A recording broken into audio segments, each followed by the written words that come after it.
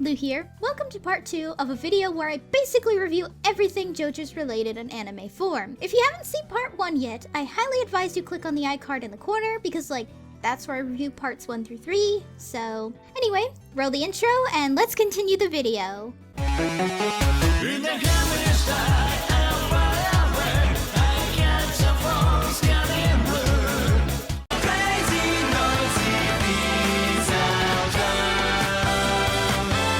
This is gonna sound blasphemous for me to say, but I actually really liked part 4 a lot more than I do 3. There's just something really charming about the story taking place in a small town. It makes everything feel a lot more personal to the characters, and meeting the same people over and over again feels way more believable in a small town setting. Not only that, but murder mystery arcs are my favorite. I love stories about chasing killers and bringing them to justice, and this arc I think did it perfectly. I think part 4 actually is my favorite now, and that's pretty hard to say since part 2 is legitimately my favorite, but holy shit, part 4 is just so good. I love a lot of the characters, but my favorites were Josuke, Rohan, Reimi, and Mikitaka. Even the villain of Kita is my favorite because not only is his stand one of my favorite Queen songs, but he was legitimately intimidating and a terrifying villain. I did have low expectations for Kita going in at first, because, it's hard to imagine anything that could top Dio. But I think even Dio would be a little freaked out by David Bowie with a hand fetish.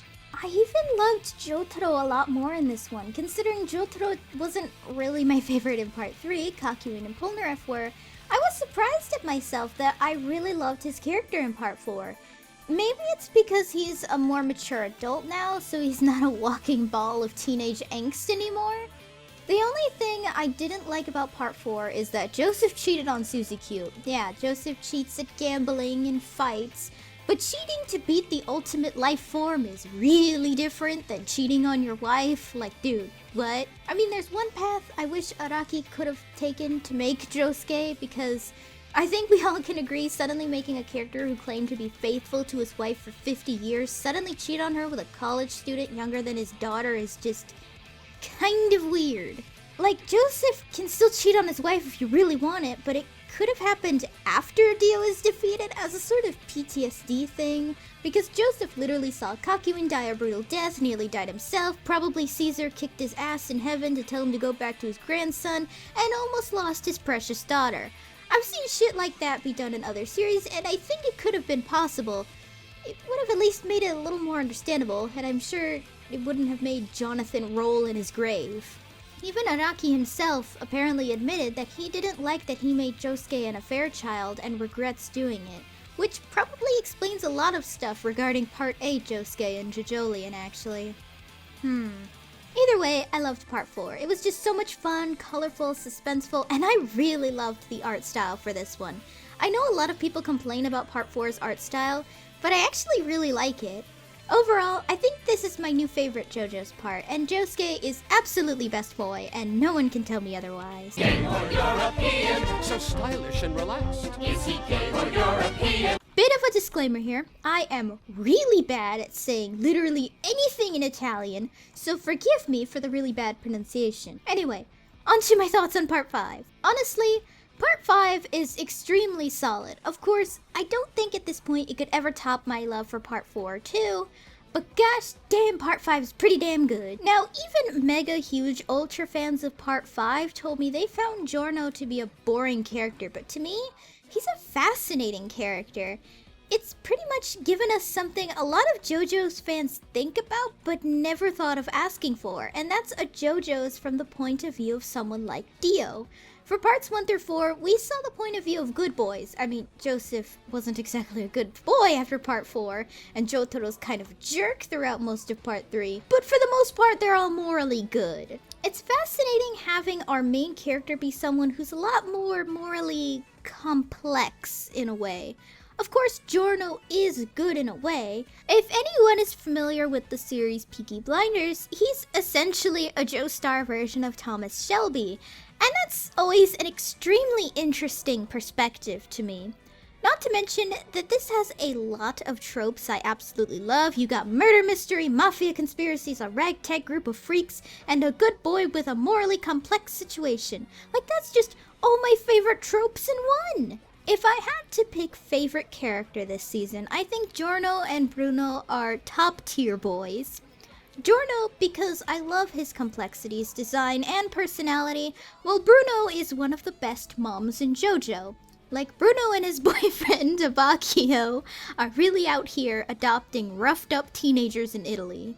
The only thing I don't care for about Part 5 is that I find the art style is a little funky to get used to. It isn't like Part 3 where I feel it works because of the tone and characters, but for some reason the shading just really throws me off. Like, between Part 3, 4, and 5, Part 5 Jotaro looks so odd to me. I don't really know why. The shading just throws me in for a loop. Another thing I find disappointing in Part 5 is the lack of usage of stands by our supporting characters. I mean, yeah, we didn't see Avdol use Magician's Red in Part 3, but he also was fake dead throughout most of Part 3 anyway, so it makes sense.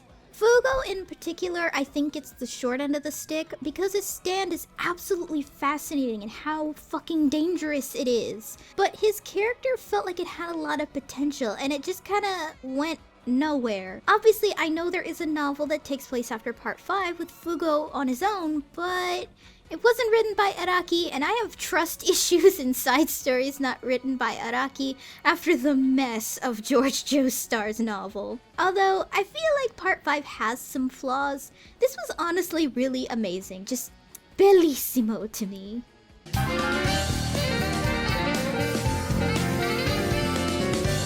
This is a JoJo's fighting game that you've been seeing me use for this video. It's actually a pretty fun fighting game and is just chock full of JoJo's references and legitimately makes new timelines where some of my favorite characters live. As someone who roleplays and writes stuff, you have no idea how giddy Eyes of Heaven makes me feel knowing that there is a timeline where Kakyoin is alive and probably went to help Jotaro and Morio. Like, gosh, Kakyoin didn't deserve to die, damn it.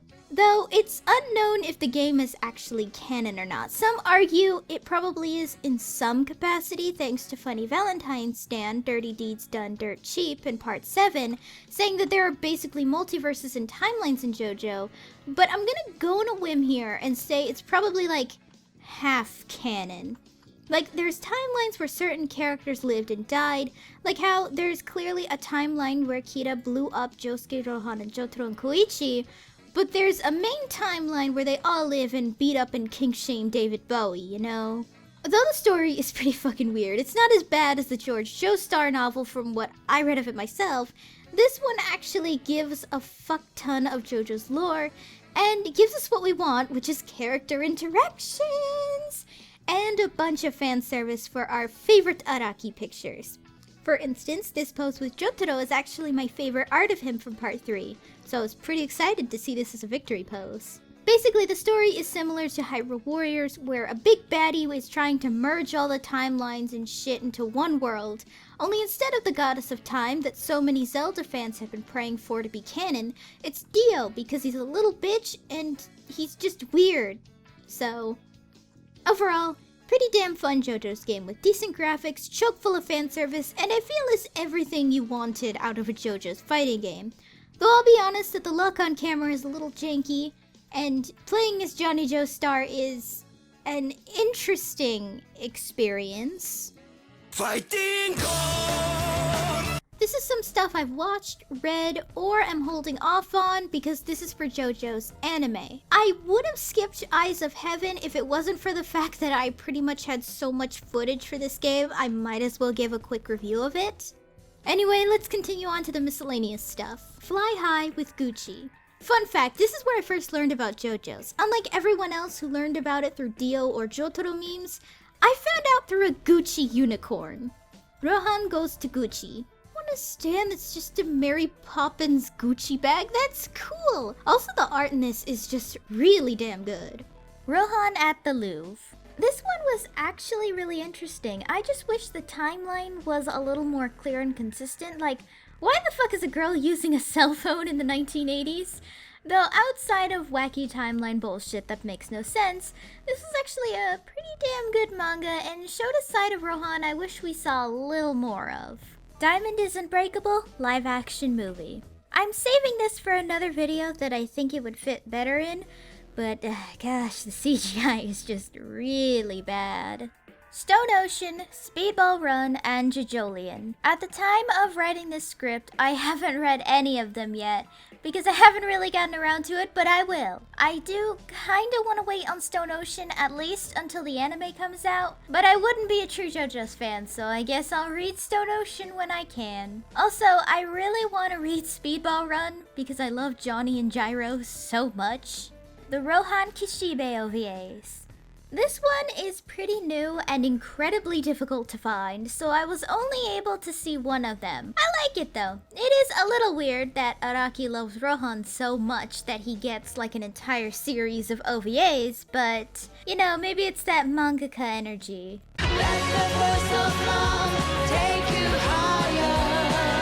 Dear God, you guys, there are so many references, just please have mercy on me and don't ask for the references in Eyes of Heaven, otherwise I might literally be in front of this microphone for the rest of my life. Also, I'm only gonna cover like the main super important stuff, so if I leave anything out, be sure to let me know down below. Part 4. Part 4's entire premise of weird shit in a small town with a serial killer was inspired by the show Twin Peaks. Josuke's stand is Crazy Diamond after the Pink Floyd song Shine On, You Crazy Diamond, and he was designed after Prince. Koichi's stand Echoes is a Pink Floyd song of the same name. It's a 3-act stand because the song itself is a 3-act structure. Okuyasu's stand The Hand is after the Canadian rock band The Band. Rohan's stand is after a Bob Dylan song called Knockin' on Heaven's Door. Yukuko's stand is named after an album by Sade, I think it's pronounced. I'm not familiar with this group, so. Aya's stand Cinderella is after a heavy metal rock band of the same name. Shizuka's stand is named Achung Baby as a reference to an album by U2. Shigekio's stand Harvest is after a song by Neil Young, and his last name of Yongu is also a reference to him. Akira Atochi's stand is named Red Hot Chili Peppers after the band, and his design, I believe, was based off a popular J-rock singer at the same time. Stray Cat is named after a band of the same name, and its concept as a stand becoming one once its user died is a reference to the Stephen King book and movie called Pet Sematary. Raimi and Arnold are based off a popular urban legend. And finally, Yoshikage Kira's design was based off David Bowie, and his stand Killer Queen and its abilities Sheer Heart Attack and Another One Bites the Dust are all named after Queen songs, which, fun fact, as I said before, Killer Queen is actually one of my favorite Queen songs. Yoshikage Kira's entire arc is essentially based off the song Under Pressure, which is a duet done by Freddie Mercury and David Bowie. Killer Queen's appearance of a cat might also be a reference to the fact that Freddie Mercury was a huge fan of cats.